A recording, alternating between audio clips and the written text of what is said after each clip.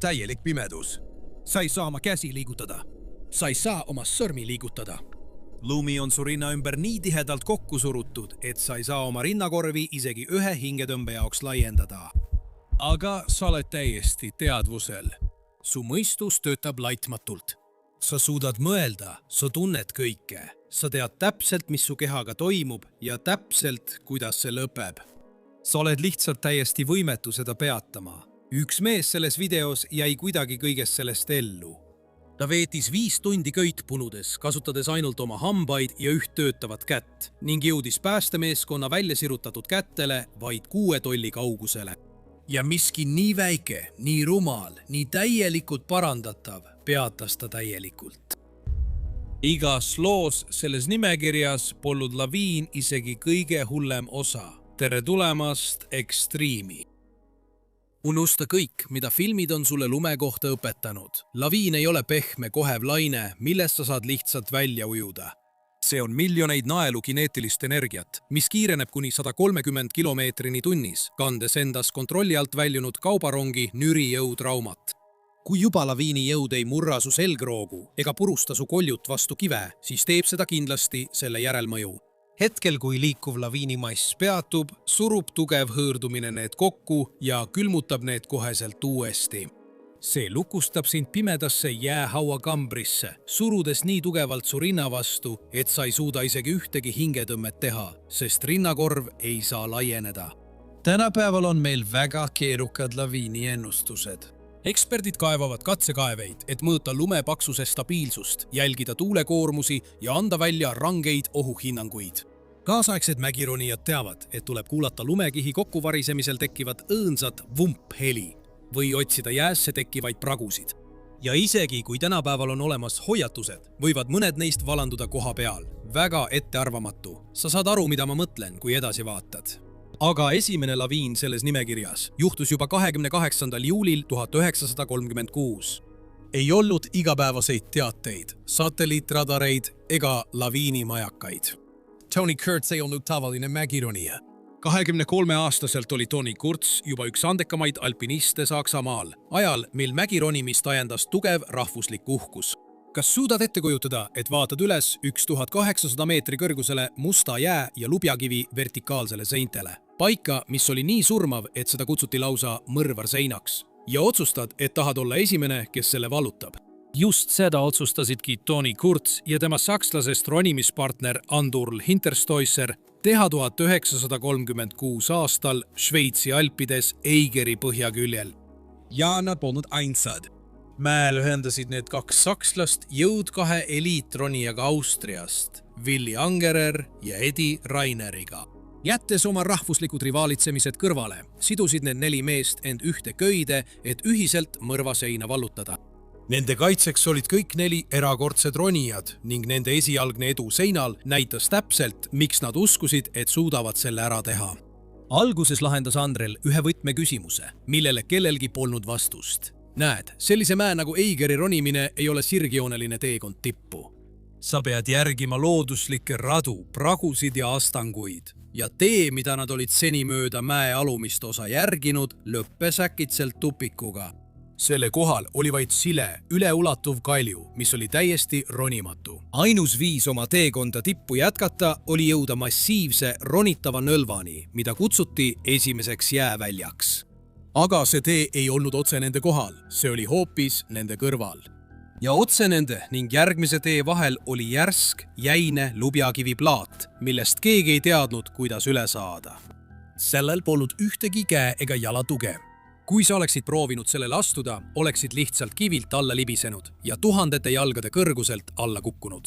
Aga Andrel leidis sellele augu. Kohe selle sileda plaadi kõrval oli väike vertikaalne pragu kaljus. Selle asemel, et üle minna, läks Andrel hoopis üles. Ta surus oma sõrmed ja saapad sellesse kitsasse prakku ning ronis vaevaliselt otse mööda seina üles, kuni oli võimatust lõigust kõrgel üleval.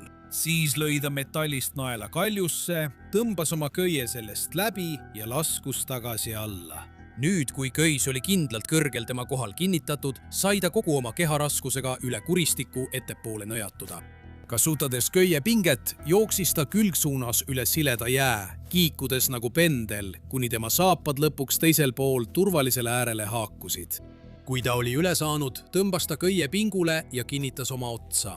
Nüüd oli meeskonnal horisontaalne päästeköis, mis ulatus üle võimatu lõhe. Kõik, mida nad pidid tegema, oli haarata sellest pingul köiest, kallutada oma keharaskust tahapoole üle 600 meetri sügavikku ning nihutada jalgu küngsuunas üle sileda jää. Tõmmates end köie abil edasi, üks käsi teise ette sirutatud. See oli geniaalne ja see töötas. Kui nad olid selle varem ületamatu nõigu läbinud ja kõrgemale jõudnud, tõmbasid nad köied endaga üles tagasi. See oli tavapärane praktika, sest oma varustust ei jäeta mäele. Nad ahvanud aimatagi, et see maksab neile elu, sest ülespoole liikudes said nad kiiresti aru, miks põhjaseina nimetatakse mõrvaseinaks. Tänu oma massiivsele nõgusale kujule toimib Eigri mägi nagu hiiglaslik püüdjakinnas iga tormi jaoks, mis Alpides liigub, luues sõna otseses mõttes oma enda vägivaldse mikrokliima. Kalju ise on rabedast lubjakivist. Kui niiskus imbub pragudesse ja külmub, murdub mägi pidevalt, põhjustades ootamatuid kivivaringuid, mis langevad mööda mäenõlva alla nagu suurtüki tuli, täiesti juhusnikult. Ja paks, lumi ning ebastabiilselt langevad kivid tähendavad, et ülemise nõlva lumekiht on koormatud ja ebastabiilne. Teisisõnu, ideaalsed tingimused laviiniks. Täpselt siis, kui Kurtz ja teised liikusid põhjanõlval kõrgemale, kukkus kivi alla ja tabas Ville Angererit otse pähe, põhjustades raske vigastuse. Ja just nii muutus kogu missioon. Tipp unustati. Ainus eesmärk oli nüüd Ville elusalt mäelt alla saada. Nii nad pöördusid tagasi ja hakkasid endale teed alla tagasi võitlema. Ja ma peaksin mainima, et see polnud mingi puhas ega rahulik taganemine, sest kui nad laskumist alustasid, neelas mäe alla tohutu kohalik lumetorm. Temperatuurid langesid märkimisväärselt. Tuul ungus nii valjult, et sellest sai raske füüsiline jõud, mis püüdis neid aktiivselt kaljut lahti rebida. Iga samm oli võitlus. Nad pidid võitlema juba selle nimel, et ühte jäätunud saabast tõsta, suruma kogu oma keha vastu äkilisi jõhkraid tuuleiile, mis püüdsid neid kaljult lahti rebida ja mäest alla paisata. Ja nad pidid seda kõike tegema ikka ja jälle, samal ajal toetades Villit, kelle peavigastus muutis teda iga minutiga nõrgemaks. Selle täieliku põrgu läbi suutsid nad end tagasi võidelda selle lubja kiviplaadini, mille Undrell oli üles minnes välja vaadanud. Ja ju just seal sattusid nad probleemi otsa, millega keegi polnud arvestanud. Näete, ainus põhjus, miks nad üldse suutsid sellest ülekäigust üle saada, oli tänu fikseeritud köiele. See andis neile millegi, millest tõmmata, millegi, mis hoidis nende raskust külgsuunas üle jää. Kui köis ära võtta, siis ei saa sa lihtsalt üle peaaegu vertikaalse jääpinna tagasi kõndida, kui sul pole millestki kinni hoida. See lihtsalt ei toimi nii. Ja see köis oli kadunud. Tegelikult tõmbasid nad selle ise üles. Kas sa suudad ette kujutada, et seisad lumetormis, mis iga minutiga hullemaks läheb, jäätunud seinal, vaatad ainsat teed koju ja saad aru, et sina oled põhjus, miks see tee kadunud on? Aga nad pidid kuidagi alla saama. Nii et Andrell üritas meeleheitlikult sentimeeter haaval üle minna. Aga ilma selle kinnitatud köieta, millest kinni hoida, oli see füüsiliselt läbimatu.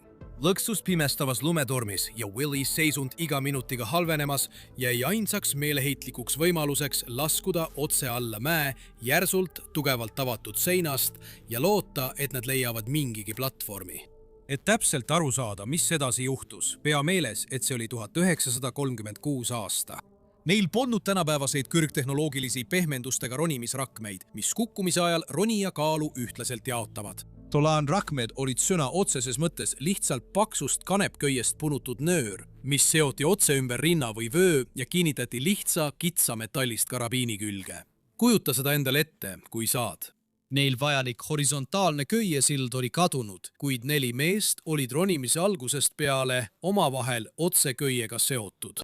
Sest grupis mägironimisel on igalühel ka isiklik ronimisköis. See on eluliin, mis seob kõik ronijad omavahel otse kokku. Nii et kui üks inimene kukub, saavad teised ta kinni püüda. Need olid 4 kurnatud, külmakahjustustega meest, kes laskusid köiega mööda peaaegu püstloodis jääseina möllava lumetormi käes. Nende ja 2000 jala sügavuse kuristiku vahel polnud midagi peale primitiivse pideva köie, mis ühendas nende kehasid ja nende kitsaste väikeste karabiinide. Ja just sel hetkel juhtus kõige hullem asi, mis sellisel mäel üldse juhtuda saab. Sügav, madal mürin hakkas läbi nende saabaste all oleva kalju vibreerima, millele järgnes kohe heli, nagu kihutaks kaubarong otse nende poole läbi udu. Kõrgel nende kohal oli lumetorm üle koormanud järsu ja kitsa kuru ning tohutu lumekamakas oli lahti murdunud, vallandades hiiglasliku laviini. See liikus mööda Eigeri mäge alla, kiirusega nagu maanteel ja paiskus köietiimi peale täieliku purustava jõuga. Andrel oli sel hetkeks kinnitamata, sest ta üritas järgmist laskumist ette valmistada. Tal polnud mingit võimalust. Jääseina tohutu kineetiline jõud paiskas ta täielikult mäenõlvast eemale. Ta kukkus tuhandete jalgade kõrguselt otse surma. Aga taas olid nad kõik seotud täpselt sama kanepköiega, nii et kogu tema keharaskus muutus tohutuks, jõuliseks ankrujõuks, mis kukkus kuristikku. Kui ta kukkus, tõmmati järgmine temaga otse ühendatud ronija, Willy Angerer, nii kohutava kiirusega kaasa, et ta paiskus peaga vastu kaljuseina. Hukkudes kokkupõrkel. Nende kohal oli Eddie Reiner. Nüüd oli neid ronijaid ühendav köis tõmmatud läbi metallrõnga, mis oli kõrgel Eddie pea kohal kalju külge löödud. Nii et kui need kaks meest alla kukkusid, mõjus nende surnud raskus nagu plokk ja tõmbas Eddie kohutava jõuga üles poole. Tema keha paiskus otse vastu seina metallist ankrut ja see primitiivne kanepiköis tõmbus nii jõuliselt tema rinna ümber, et surus hetkega tema vahelihase ribide vastu puruks. Ta ei suutnud oma kopse laiendada, et võtta ainsatki hingetõmmet. Mõne minuti jooksul ta lämbus. Puhta juhuse tõttu oli Tony seotud köie külge täpselt Eddie all ja Willy kohal. Kui laviin tabas, lõi tohutu lumelaine Tony täiesti jalust ja paiskas ta selili lahtisesse õhku. Kuna ta paisati väljapoole, ei põrganud ta vastu kõva lubjakivi nagu Willy ja kuna ta polnud ülemine ankur, mis kandis kogu meeskonna raskust, ei surutud tema rinda vastu metallist pitoni nagu Eddie oma. Selle asemel tõmbus köis lihtsalt pingule ja püüdis ta õhus kinni. Tema konkreetne asukoht köiel päästis tema elu, vähemalt praegu. Vaid mõne õudse sekundi jooksul vaibus laviini kõuekõmin, jättes alles vaid tuisu sulguva tuule, 3 surnud meest ja Tony. Ta oli elus, kuid kohutavas seisundis, rippudes tuhandete jalgade kõrgusel õhus üksi köie aasas. 3 surnud meeskonnakaaslast endiselt sama köie küljes. Sellest hoolimata jäi Tony kuidagi öö üle elama. Hommikuks oli päästemeeskond juba tegutsemas. Ja kummalisel kombel saabusid nad tegelikult mäe seest. Aastaid varem puurisid šveitslased tegelikult läbi Eigeri kalju otse turistirongi tunneli. Nad rajusid isegi vaateaknad otse põhjanõlva sisse, et reisijad saaksid turvaliselt vaadata üle hirmuäratava kuristiku. Päästemeeskond sõitis selle rongiga mäkke, ronis otse ühest neist turistiakendest välja ja astus otse surmava põhjanõlva peale. Nad vastasid, et nende asukoht oli umbes 45 meetrit otse Tony all, piisavalt lähedal, et teda kuulda ja talle üles hüüda. Kuid oli üks suur probleem. Jah, nad olid lähedal, kuid nende vahel oli tohutu, üleulatuv, jääga täidetud pragu, mis oli täiesti ronimatu. Päästjad ei saanud tema juurde üles ronida. Kui Tony tahtis ellu jääda, pidi ta ise nende juurde alla laskuma. Aga Tony oli väga halvas seisus. Öö jooksul oli ta lumetormis ühe kinda kaotanud.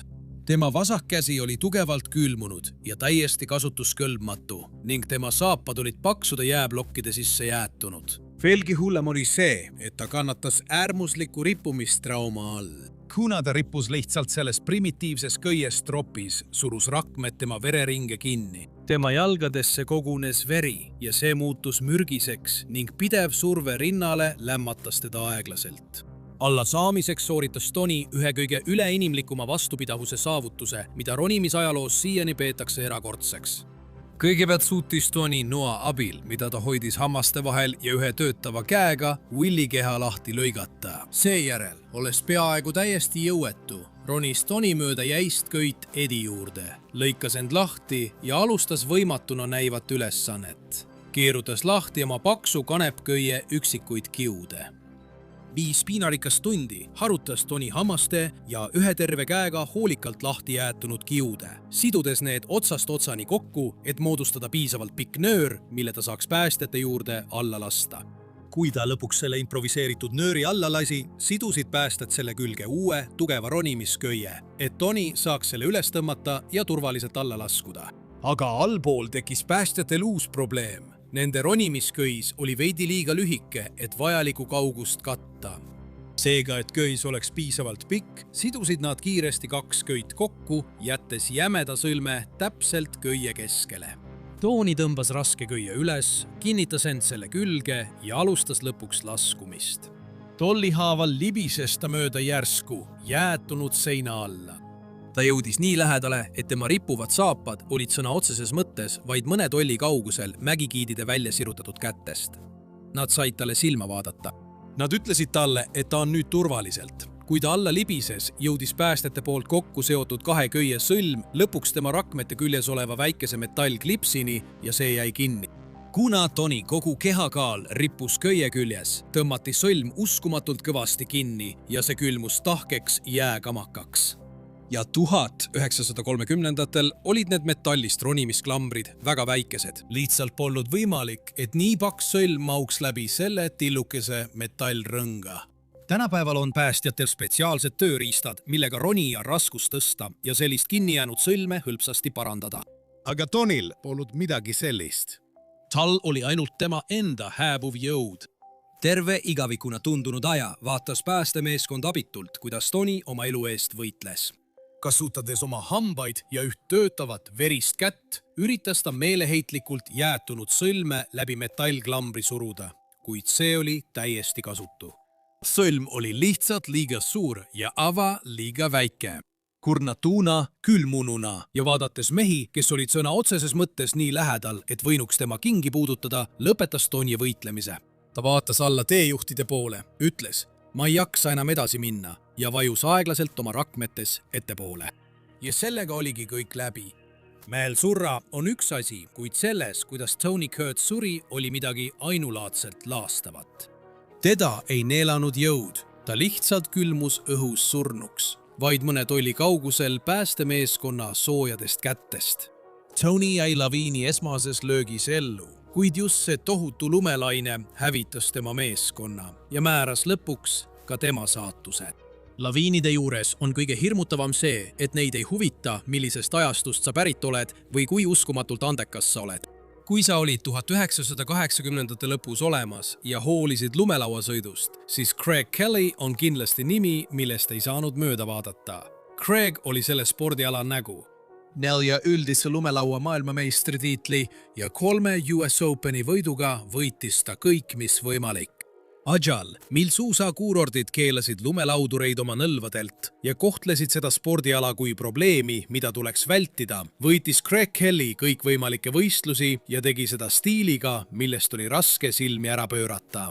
Siis, oma karjääri absoluutselt tipul, astus ta täielikult võistlusspordist kõrvale. Ta hakkas sõitma mägede tagamaadel ja temast sai esimene lumelaudur, kes võeti vastu Kanada mägigiidi sertifitseerimisprogrammi, samasse programmi, mis koolitab kontinendi kõige tehniliselt pädevamaid alpinismigiide. 2003. aasta jaanuariks oli Kelly 36-aastane ja ta oli selle sertifikaadi saamisega peaaegu valmis. Kõik, mida tal nüüd veel vaja oli koguda mõned praktilised tunnid välitööl meistriklassi giidi juhendamisel. Nii otsustas ta 2003. aasta jaanuaris teha praktikat lugupeetud Šveitsi giidi Rudi Beglineeri juhendamisel. Ja 20. jaanuariks oli Greg Dürreni liustikul Briti Columbia tugevalt lumega kaetud Selkirki mägedes. Ta tegutses sel päeval 21 liikmelise grupi praktikandist giidina ning nende eesmärk oli ronida tippu nimega Fronau. See oli marsruut, mida Rudi oli 10 kordi probleemideta läbinud. Samas oli Kanada lumelaviinide ühing hinnanud sel hommikul laviiniohu selles piirkonnas märkimisväärseks. Tõsi küll, märkimisväärne ei ole kõige hullem hinnang, kuid see tähendab, et ebastabiilset lund leidub ning ühe inimese kaal valel nõlval võib olla piisav, et laviin vallandada. Rudi nägi teadet, kuid 3 päeva varem oli ta kaevanud lähedal asuval nõlval proovikaevandi ega leidnud midagi muret tekitavat. Lumi tundus tema enda sõnul ülimalt tugev, ülimalt hea, nii et võite arvata, kui tõsiselt ta seda hoiatust võttis. Ta polnud ka liitunud privaatvõrguga, kus naabertippude giidid jagasid infot, et nad nägid lund varisemas kohtades, kus seda poleks osanud oodata. Ja looduslikud laviinid vallandusid täpselt samadel nõlvakalletel, mida Ruudi kavatses ronida. Nii et grupp asus teele, kuid umbes 2 tunni pärast muutus ilm ja nähtavus halvenes. Tugev tuul ja halb nähtavus panid Ruudi kaaluma seda, mis tundus tark ja mõistlik alternatiiv. Selle asemel, et välja minna, otsustas grupp minna lähedal asuvasse varjulisemasse kohta nimega La Traviata. Ta oli seal 100 kordi suusatanud. Kuluaaride kõrged seinad kaitseksid neid tuule eest. See tundus igati loogiline. Kuid kui nad La Traviatale lähenesid, sattusid nad otse värskesse laviinijälgede väljale, mis lõikas nende tee otse läbi. Ma räägin lumetükkidest, mõned neist väikeste autode suurused, mis olid üle mäe laiali paisatud. Iga mägisuusataja jaoks tähendab värskete laviinijälgede nägemine seda, et mägi lausa karjub sulle näkku, et sa pööraksid ümber. See on absoluutne, vaieldamatu tõend, et just selles piirkonnas on lumeolud aktiivselt lagunemas. Sa ilmselt vaatad seda ja mõtled, miks nad ometi kohe asju kokku ei pannud ja koju ei läinud. Aga inimpsühholoogia mägedes on väga ohtlik asi. Kui sa järgid juhtgiidi, kes on seda täpset nõlva 100 kordi laskunud, siis usaldad sa teda täielikult. Sa eeldad, et tema näeb midagi, mida sina ei näe. Nii et kui Ruudi hindas rususid, otsustas, et ülalpool olev nõlv on endiselt ohutu ja jätkas ronimist, järgnes talle 21 inimese grupp küsimusi esitamata. Kell 10:35 olid nad juba La Traviata West Couloiris sees. See on kitsas vagu, mis on allosas kitsas ja üleval laiem, looduse poolt loodud selleks, et kõik ülevalt alla paisatud asjad suunata otse põhja, ilma et neil oleks kuhugi mujale minna. Õige otsus oli liikuda ükshaaval. Aga Ruudi oli seda kuru 100 kordi suusatanud, nii et ta saatis kõik 21 inimest korraga alla, 6 jala kaugusel üksteisest, kusjuures Craig oli eelviimane. Mõnda aega tundus kõik korras olevat, kuid kell 10:45 hommikul järsku kostis kõrvulukustav raksatus, mis kajas üle oru, kui tohutu lumelaam murdus otse grupi kohal. Ja see ei hakanud lihtsalt vaikselt alla voolama. 19 000 tonni lund murdus lahti ja langes kiirusega 60 miili tunnis laviini. Tohutu raskus ja kiirus tabasid Craigi tugevalt. Ta paisati jalust ja kandus kuru põhja. Kitsaste seinte tõttu ei saanud lumi laiali valguda. See kuhtjus otse tema peale ja on üks õõvastav asi, mis juhtub siis, kui laviin lõpuks nõlva allosas peatub. Kui lumi mäest alla libiseb, soojendab liikumise tohutu hõõrdumine seda just nii palju, et see natuke sulab. Aga kohe, kui lumi peatub, külmub see märg ja raske lumemass hetkega uuesti. See muutub tahkeks jääks, nagu oleks siin maetud kiiresti kuivavasse betooni. Sa ei saa kaevata, sa ei saa isegi oma sõrmi liigutada. Ja kui lumi surub tihedalt su rinna ümber, siis sa ei saa sõna otseses mõttes oma kopse laiendada, et veel ühe hingetõmbe teha. Craig oli maetud 3 meetri sügavusele. Sellel sügavusel oli surve tema rinnale sama, mis oleks 3 koolibussi tema peal pargitud. Ma jätan arvutamise sinu hooleks. Ellujäänud, keda laviin polnud kaasa haaranud, haarasid paaniliselt oma labidad ja laviini sondid ning alustasid otsinguid. Nad suutsid mõned inimesed elusana välja tõmmata, kuid kui nad lõpuks Craig Kelly juurde jõudsid, oli juba liiga hilja. Omaenda keha jäises vormis lõksus ja täielikus pimeduses lämbus maailma parim lumelaudur surmani. Craig Kellini surm saatis šokilaineid, mis muutsid tagamaa kultuuri igaveseks.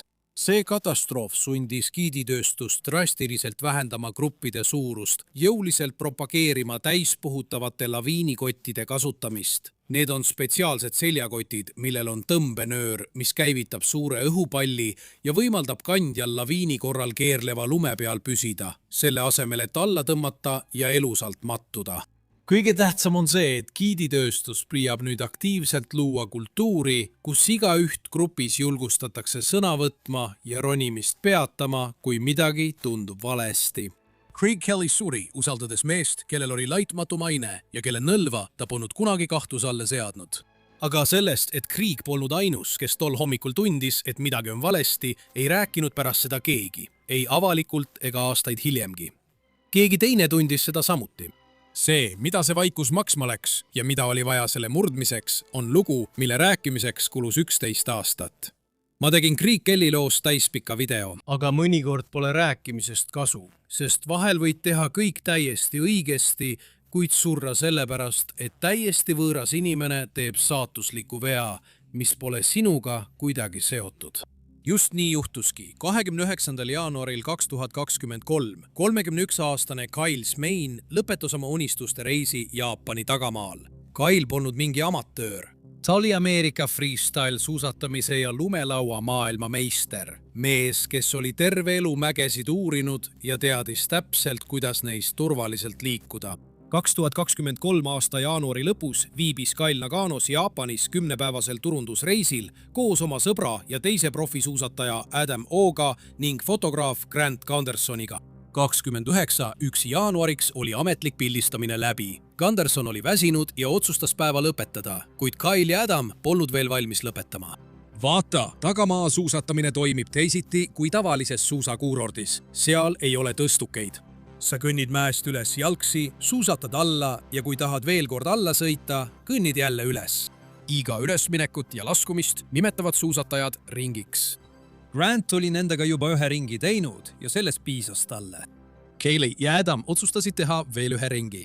Ei kaameraid, ei tööd. Lihtsalt kaks sõpra, ilus mägi ja lumi, mida Kyle ise oli samal hommikul kirjeldanud kui uskumatult hea kvaliteediga. Kas suudad ette kujutada tavalisemat pärastlõunast otsust? Nii panidki nad mõlemad oma tõusunahad alla ja hakkasid uuesti ülespoole liikuma. Hakuba Norikuramäe idaküljel. Üleval kohtasid nad gruppi Austria suusatajaid, kes olid sama mäe otsa roninud. Nad vahetasid omavahel neid noogutusi, mida suusatajad mäel teevad, ja siis läksid Kyle ja Adam esimestena alla. Nad sõitsid oma raja läbi samamoodi nagu eelmisel ringil. Puhtalt, kontrollitult ja otse alla kuni nõlva all olevat tasase nõkuni. Kui sa pole kunagi varem tagamaal suusatanud, kujuta seda nõgu ette nagu kaussi. Mitmed erinevad nõlvad eri suundadest voolavad kõik alla samasse madalasse, tasasesse piirkonda põhjas, nagu jõed suubuvad järve. See Tassane ala on koht, kus sa peatad, tõmbad hinge ja paned oma varustuse tagasi matkarežiimi järgmise tõusu jaoks. See on iga laskumise loomulik lõpp-punkt.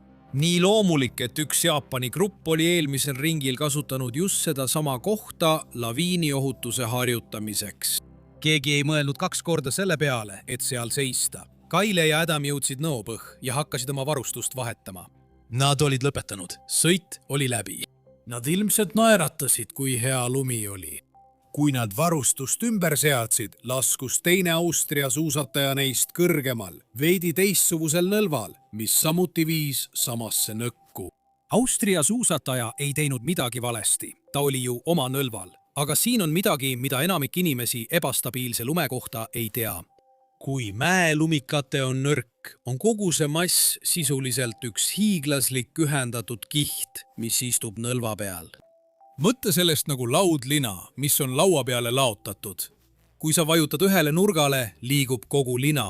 Nii et kui Austria suusataja vajutas oma nurgale, kandus tema kaal läbi selle ühendatud lumekihi, leidis kõige nõrgema koha, mis juhtus olema nõlv otse selle nõo kohal, kus Kyle ja Adam seisid ning varises kokku. Alluru põhjas kuulsid Kyle ja Adam kõrvulukustavat praksatust. Nad vaatasid üles ja nägid, kuidas miljonid naelad lund varisesid korraga kokku, tormates mööda mäenõlva alla nagu hiidlaine otse nende poole. Nad pöördusid ringi ja üritasid joosta, kuid looduse jõu eest ei saa ära joosta. Ja see on hirmutav tõsiasi suurte laviinide kohta, mida enamik inimesi ei tea.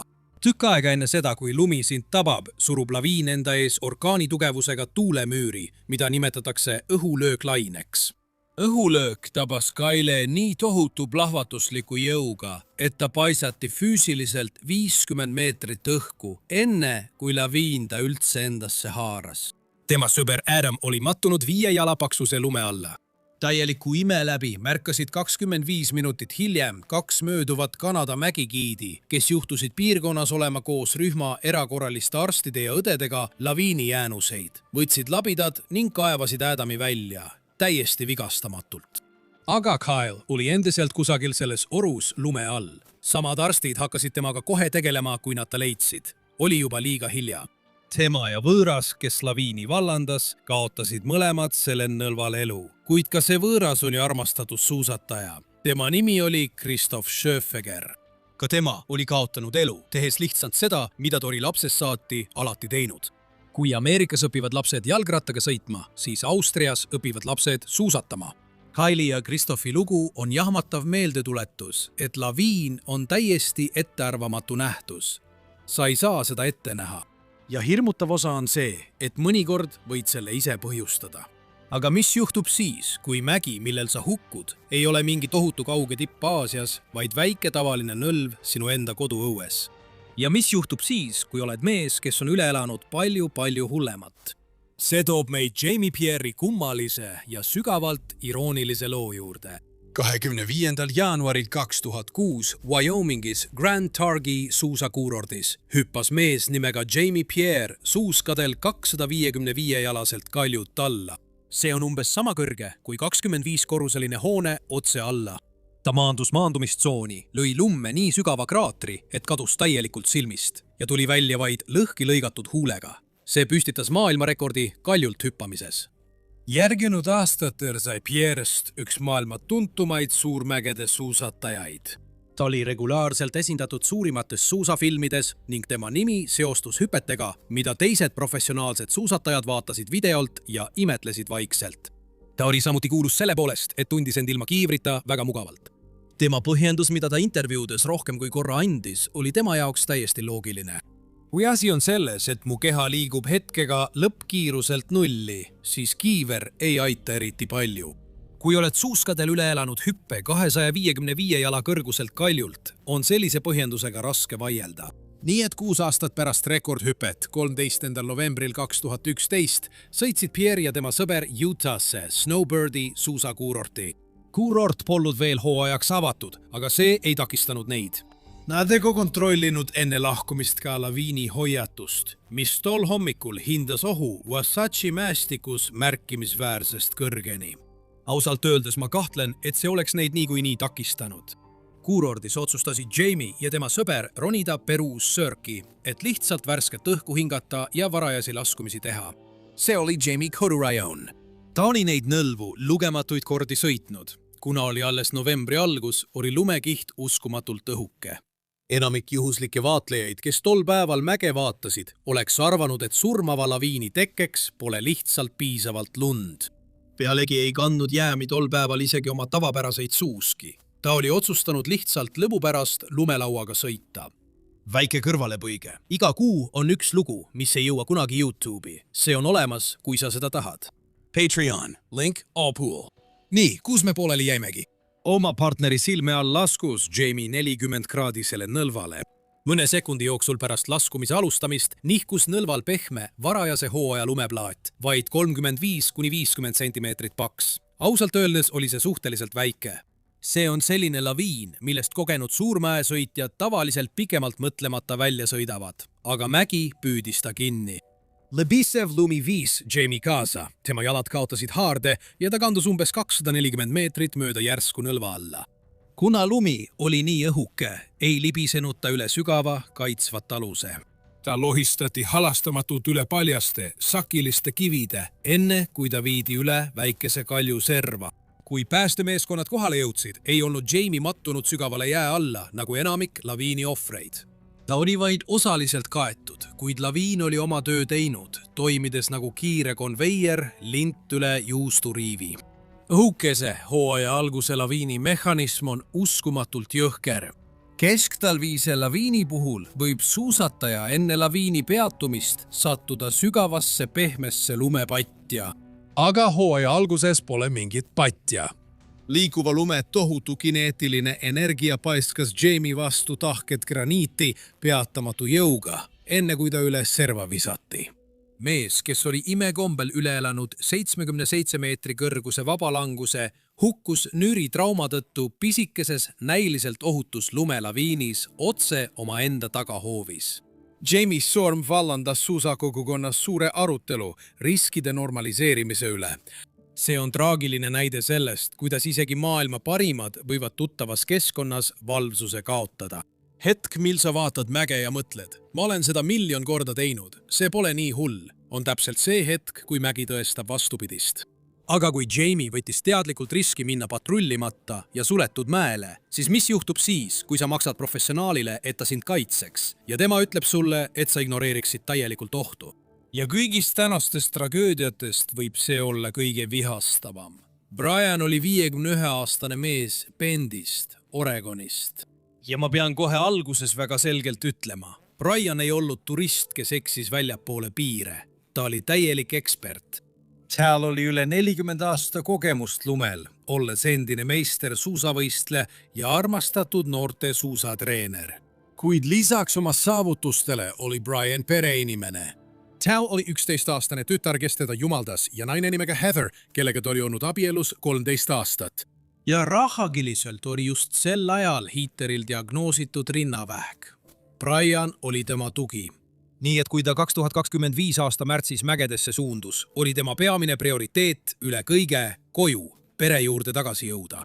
Brian broneeris kommertsliku lumesõidukiga suusaretke Oregoni Mount Bailey'le. Kui sa maksad $1000 juhendatud tagamareisi eest, siis sa maksad turvalisuse eest. Sa usaldad oma elu täielikult professionaalide kätte, kes peaksid maastikku paremini tundma kui keegi teine. Aga kulisside taga toimus midagi ohtlikku. Aastaid kasutas Mount Bailey kuurort kohalikke giide, kes tundsid iga tolli sellest konkreetsest mäest. Kuid hiljuti olid nad üle läinud lepingulisele mudelile, tuues ekskursioonide korraldamiseks sisse välise Californias asuva ettevõtte. Tegelikult oli üks endine kohalik giid selle kohta juhtkonda selgesõnaliselt hoiatanud. Ta ütles neile, et uutel California giididel oli Mount Bailey kohta vähe või üldse mitte kogemusi ning nad ei mõistnud selle konkreetseid kohalikke ohte. Teda ignoreeriti täielikult. Liigume edasi 13. märtsi 2025 hommikusse. Ilm oli jõudusunenägu. Mägi oli just saanud tugeva jäävihma, paksu lumesaju ja tugevate tuulte osaliseks.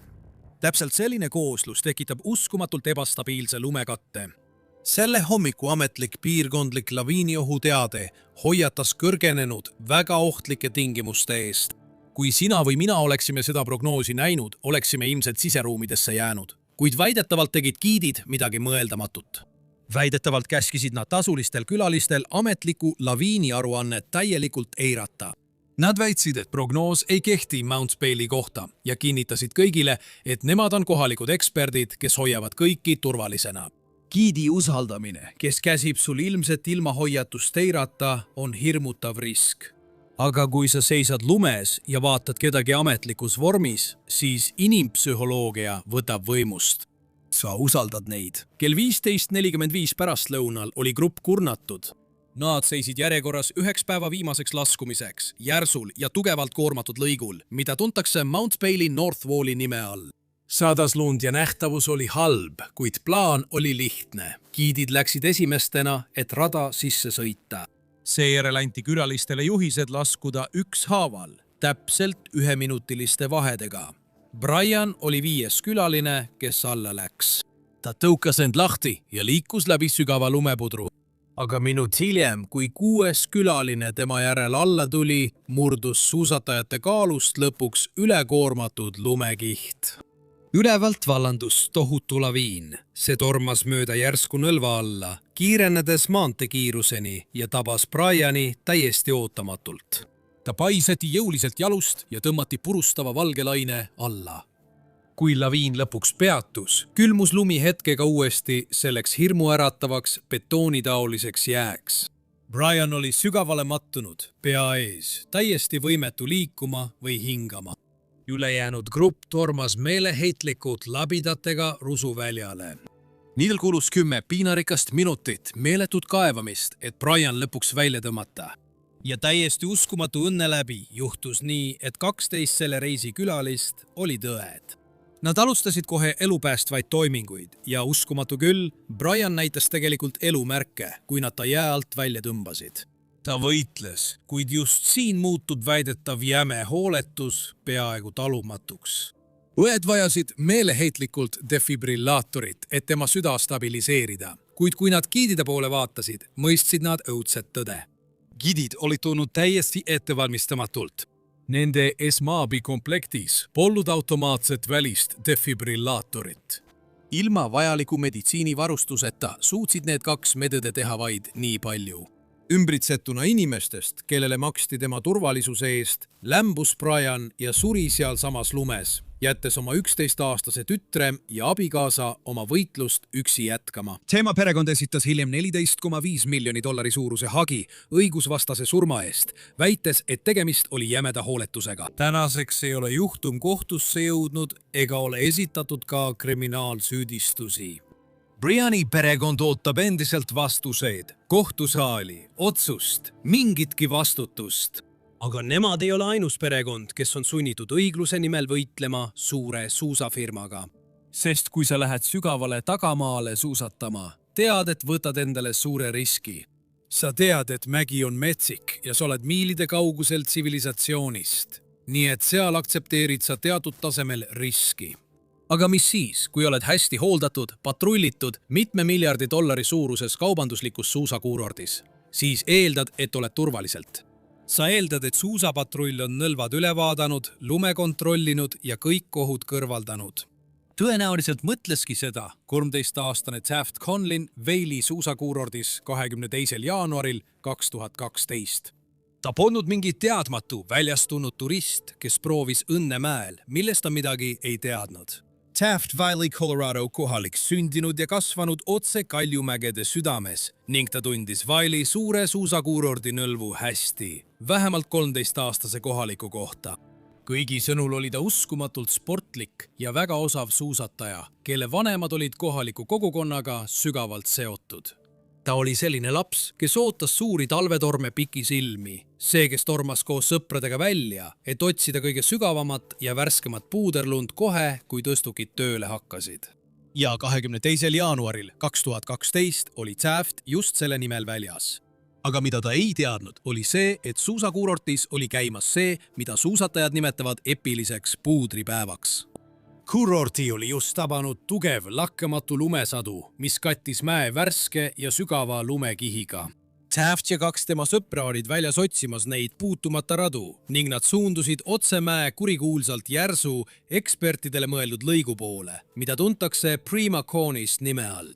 Tänapäeval on kommertssuusakuurortides ohtlikud alad tõkestatud köite ja väravatega. Kui värav on suletud, tähendab see, et suusapatrull on otsustanud, et laviinioht on liiga suur ning selle ületamine on ebaseaduslik. Kui Taft ja tema sõbrad jõudsid Prima Cornissi ülemise sissepääsu juurde, oli värav suletud. Aga selliste järskude mäenõlvade puhul on asi selles, et need on tohutult suured ja neil on sageli mitu erinevat sisenemisteed. Mõtle sellest kui järsust, kallutatud koridorist, millel on kaks ust, üks päris üleval ja teine poolel teel all. Kuna ülemine uks oli suletud, tegid poisid täpselt seda, mida nad arvasid, et nad peavad tegema.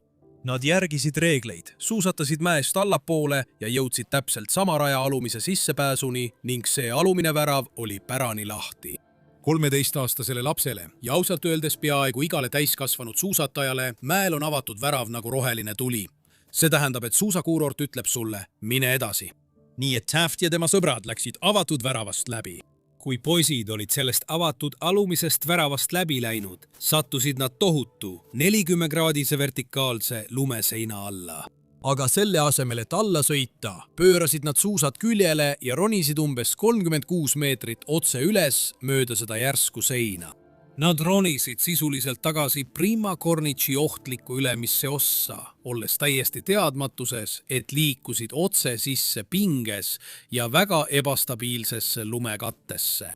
Taft peatus otse selle järsu puuderlumega kaetud nõlva keskel. Ta surus end suure kuuse kõrvale, mis klammerdus mäenõlva külge, et hinge tõmmata ja sõpru oodata. Kui ta seal seisis, vajus lumi tema all täielikult läbi. Hiiglaslik laviiniplaat murdus kõrvulukustava raksatusega just seal, kus Taft oli. 300 jalga lai, 18-tolline murdeserv ja libises 400 jalga mööda nõlva alla. Miljonid naelad rasket märga lund tulid mööda järsku nõlva alla, viies Tafti endaga kaasa. See tiiris teda jõhrat läbi tiheda puuderühma. Kui lumi lõpuks paigale jäi ja tardus, oli Taft maetud nii, et tema rindkere oli kokku surutud ja ta ei saanud üldse hingata. Taft ei olnud selles kaoses üksi. Tema 2 sõpra sattusid samuti laviini alla, kuid imekombel suutsid nad jääda lumelainete pinnale lähedale ja võitlesid end välja, kui lumi paigale jäi. Vigastatuna ja verisena asusid need 2 poissi kohe Tafti otsima sinna, kus nad teda viimati nägid. Ja kui nad avastasid, et Taft on kadunud, jooksid nad nii kiiresti kui suutsid abi kutsuma ning teatasid, et nende sõber on kadunud. Suusapatrull reageeris kohe. Nad moodustasid sondimisrivid, lükates pikki metallvardaid sügavale lumme, lootes meeleheitlikult millegi pehme vastu sattuda. Kui nad Tafti lõpuks leidsid ja ta välja kaevasid, alustasid nad kohe lumel elustamist, kuid oli juba liiga hilja. 13-aastane poiss suri just tohutu laviini tõttu otse ühe maailma turvalisema ja kõige enam jälgitava suusakuurordi keskel. Tafti surm vallandas suure ja kibeda kohtuvaidluse tema leinavate vanemate ja Vail Resortsi vahel. Tema vanemad kaebasid selle suusahiiglase kohtusse õigusvastase surma pärast, nõudes üle $700,000 suurust kahjutasu. Kuid nad tegid selgeks, et asi ei olnud ainult rahas. Nad võitlesid selle nimel, et sundida suusakuurorti muutma ohutusstandardeid. Tema vanemad tõid välja seisukoha, mis tundub nagu elementaarne talupoja mõistus.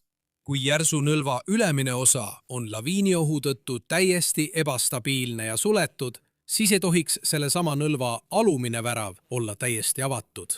Kuurordi advokaadid väitsid seevastu, et liikudes alumisest väravast ülespoole, oli Taft tehniliselt lahkunud ohutsoonist ja naasnud suletud alale, mille kuurord oli selgelt ohtlikuks märkinud. 2018. aastal asus vandekohus lõpuks suusakuurordi poolele, otsustades, et nad ei ole tema surma eest seaduslikult vastutavad. Tafti vanemad keeldusid alla andmast. Nad kaebasid vandekohtu otsuse edasi, vedades võitlust aastaid kõrgemates kohtutes, lootuses otsust ümber pöörata. Õiguslik võitlus jõudis läbi kogu kohtusüsteemi kuni Colorado ülemkohtuni.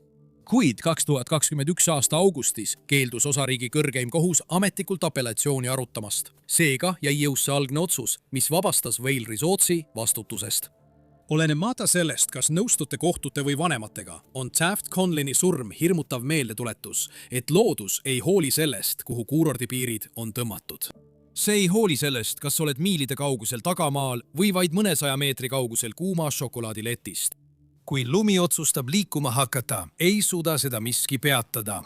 Taft Conlin arvas, et teeb kõike õigesti. Ta püsis kuurordi piirides, läks läbi lahtise värava ja usaldas kuurordi turvalisust. Ja see maksis talle ikkagi elu. Nüüd kujuta ette, mis juhtub inimesega, kes eirab kõiki hoiatusi, jätab kõik ohutuskontrollid vahele ja tormab ikkagi otse maailma kõige surmavama mäe poole. Sest selline inimene on olemas.